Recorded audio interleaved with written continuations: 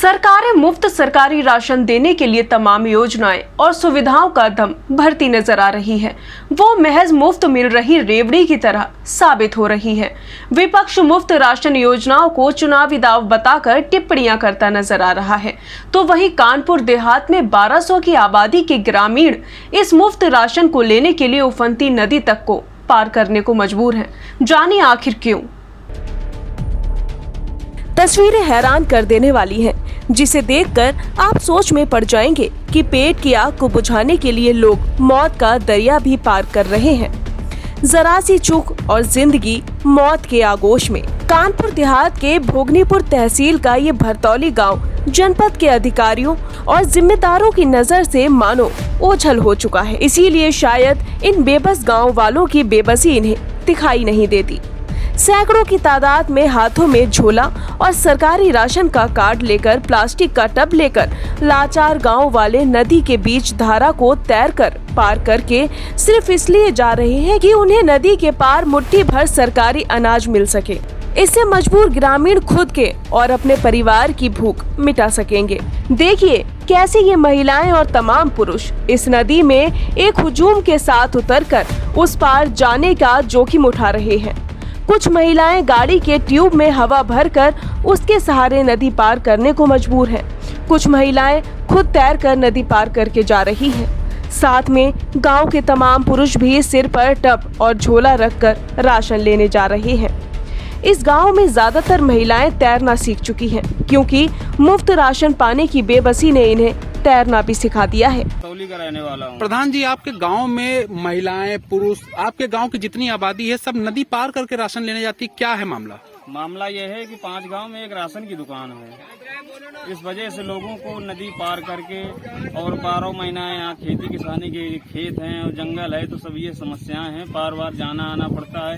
गर्भवती महिलाएं बच्चे राशन लेने जाते हैं। यहाँ से 3 किलोमीटर दूर पड़ती है राशन की दुकान। तो शासन और प्रशासन से मेरा आग्रह है कि मेरे गांव के लिए अलग से दुकान कर दी जाए।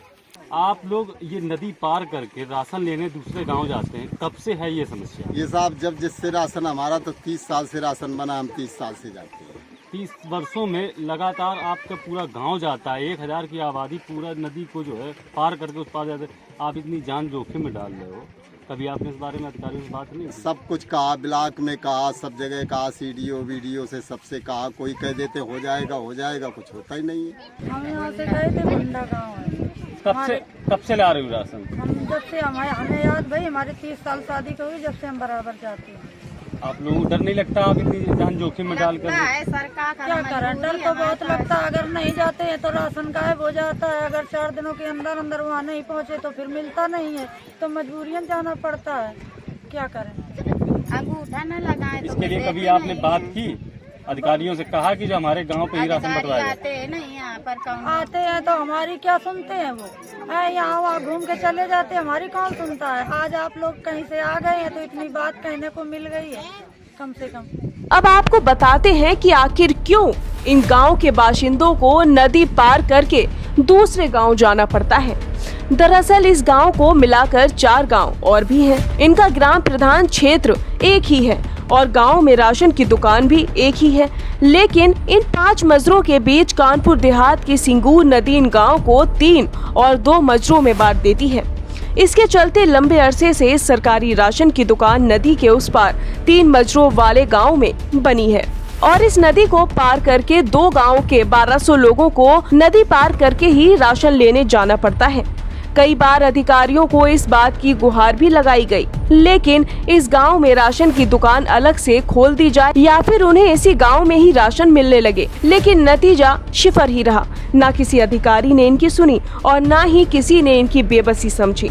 लेकिन बड़ा सवाल ये है कि आखिर कब तक पेट भरने के लिए ये लोग जिंदगी दांव पर लगाकर पेट भरते रहेंगे। देखिए, ये प्रकरण अभी आपने मेरे संज्ञान में लाया है और मैंने डीएसओ साहब से बात भी करी है। जो नियम है वो ये है कि 4000 जो राशन कार्ड धारक होते हैं उन पे एक दुकान होती है, परंतु यदि इस तरीके की कोई नेशनल बाउंड्री वगैरह हो जाती है तो हम लोग एक अलग दुकान का भी प्रस्ताव ग्राम समाज के प्रस्ताव पर तहसील स्तरीय समिति द्वारा किया जा सकता है। तो ये जो प्रकरण भरतौली का सामने आया है, इसका नियमानुसार परीक्षण करके आगे की कार्रवाई करी जाएगी। नहीं, ये जो मामला आपने बताया है इसका मैंने संज्ञान लिया है और आगे कार्रवाई करेगी। और पुल की अगर आवश्यकता वहाँ पे होती है, अगर कोई और वैकल्पिक मार्ग नहीं होता है तो भी हम लोग उसका भी प्रस्ताव दे देंगे और जो राशन की दुकान है उसको ऑन प्रायोरिटी करेंगे। इस जनपद में प्रदेश सरकार के 3 मंत्री इसी जनपद के हैं, फिर भी इस गांव पर सत्ता नशीन सरकार की नजरें इनायत क्यों नहीं हो रही हैं? ना तो नदी के बीच कोई स्थायी या अस्थायी पुल की व्यवस्था है। 300 के करीब इस गांव में सरकारी राशन के कार्ड धारक हैं। बावजूद इसके मुफ्त राशन की ऐसी व्यवस्था सरकार की योजनाओं और अधिकारियों की कार्यशैली और आत्मनिर्भर भारत की असली तस्वीर बयां कर रही है। वादे करती हो, तमाम जगहों पे पुल बन रहे हो, मेट्रोज बननी हो, लेकिन अगर धरातल पर बात की जाती है तो नतीजा शून्य ही दिखाई देता है। इसका जीता जागता उदाहरण कानपुर नगर की सीमा से महज 40 किलोमीटर दूर बसा एक गांव है जिसका नाम बरतौली है।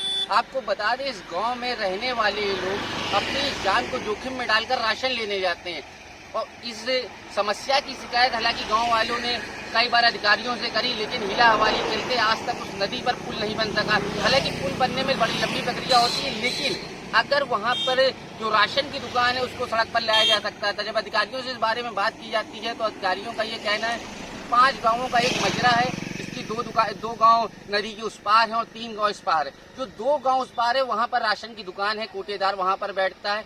नदी में पानी भर जाने के बावजूद सैकड़ों की तादाद में ग्रामीण हाथ में झोला और डब्बा लेकर राशन की दुकान पर पहुंचते हैं और अपने परिवार की पेट की आग को बुझाने के लिए कई बार जिंदगियां दांव पर भी लगती हैं। हालांकि 1200 आबादी की इस गांव में कब विकास होगा ये देखने वाली बात होगी। कैमरामैन तुषार निगम के साथ निखिल शुक्ला, कानपुर।